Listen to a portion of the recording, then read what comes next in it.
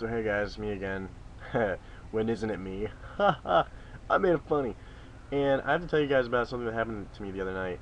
I was bowling at a bowling alley with a bowling ball, and I went to the bathroom for a bit, as I would when I have a full bladder. And I come out of the little stall thing, and I'm wearing an army shirt, and this guy comes up behind me. He's like 5'4", and he's fat, and he smells of urine and beer. And he walks up to me and he's like, "Hey, dude, um, don't go in the army." And I was like, "Why?" And I'm not going in the army anyway, but I wanted to see what this urine-smelling beer fellow could possibly know about the army when he is a creepy guy that hits on men in bathrooms at bowling alleys. And he says, "Man, I was a Navy SEAL. I fought over there in Desert Storm, and I was down south in Brazil. I can't tell you about none of that." And he's like, "I got proof. Check this out." And he pulls out his wallet, and in his wallet is a Navy card. And I look at it, and I look at his name on his driver's license, and the two do not add up. I think the one on the Navy thing was like Julio Sanchez, and the one on his driver's license was like Mark Jones. So I'm pretty sure he mugged a Mexican for it. No offense to you Mexicans for being mugged by white people who, yeah, I'll just stop. And he's telling me about how he killed people, and I don't even know how the heck this guy made it through basic training. He's telling me how he wanted to fly a plane, how he always wanted to go in the Air Force and fly a plane. He's like, "Yeah, man, when I always wanted to join the Air Force, but instead I joined the Navy." The Navy. And I was like, "Well, that's good to know. I'm glad it worked out for you." He's like, "No, man, I got nightmares from that stuff." And I was like, "Oh, well, I'm sorry." He's like, "Nah, man, it's cool." I was like, "Well, then I'm not sorry." He's like, "No, you should be."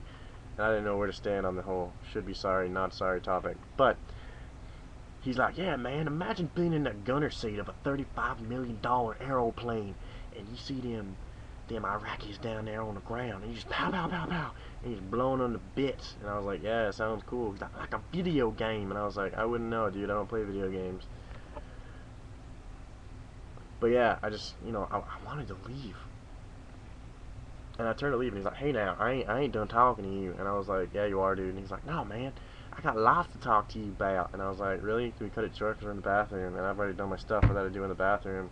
I don't have conversations in the bathroom. The most conversation I have is reading stuff in the stalls. I mean, I don't talk to people in the bathroom."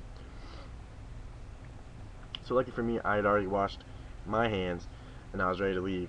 But this guy, he did not wash his hands, and he's swinging them at me, and I'm like ducking and weaving because I didn't want him to touch me. And he goes to touch me on the shoulder, and I'm like, "Whoa, hey man, that's too close." And so he's like, "Okay, dude." And he's like, "Yeah, man, as a Navy SEAL, I saw some things that I didn't want to see." And I was like, "Really? Like what?" He's like, "I can't tell you, man. I'll get nightmares." He's like, "That's why I drink so much." And I was like, "No, you drink so much, sir, because you're a redneck and you married your cousin."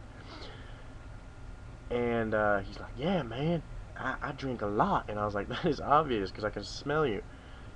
And all I want to do is leave and go to bowling alley because there's people out there, and they probably think that I fell in or slipped on a piece of toilet paper, which is completely normal. That happens all the time. But no, he keeps talking to me. He's like, "Yeah, man, join the Air Force. I can tell you right now, join the Air Force." I was like, "Cool, man, cool." And then I was like, "All right, man, I gotta go." And he reaches out his hand to shake my hand, and I bit the bullet. I'm not gonna lie. I was like, well, bowling balls aren't really that clean either. So I mean, I can touch this guy's hand. So I did, man. He had he had penis hands and everything, but I did. I shook his hand, and I couldn't wash my hands because I would offend him. So I left. And then as soon as we left there, soon after, and went to Walmart at what 12 o'clock at night. And we're in Walmart, and this guy left the bowling alley when I was done talking to him. And the first guy we see in Walmart is the stalker guy. Seriously. And of course, for some reason, I have the bladder of a small mouse. I had to go to the bathroom again. So I go to the bathroom, and the people I was with saw the guy run from across the store into the bathroom. I'm just standing at the urinal, you know, doing my thing, and he comes in, and the first thing he says to me after, he unzips and flips, he's like, "Hey man, really, join the Air Force." Like, no announcement or nothing. Anything, I should say. And I was like, "Yeah, I'll do that." Not really. And he's like, "Yeah man, you can find me and you can hunt me down and I will tell you the truth." And I was like, "Sir, I might have the cops hunt you down." And so pretty much I wasn't very nice. I flushed it and ran. I didn't wash my hands that time, but luckily we had hand wipes in the car, so I gently caressed my filthy hands in a hand wipe, which was quite convenient.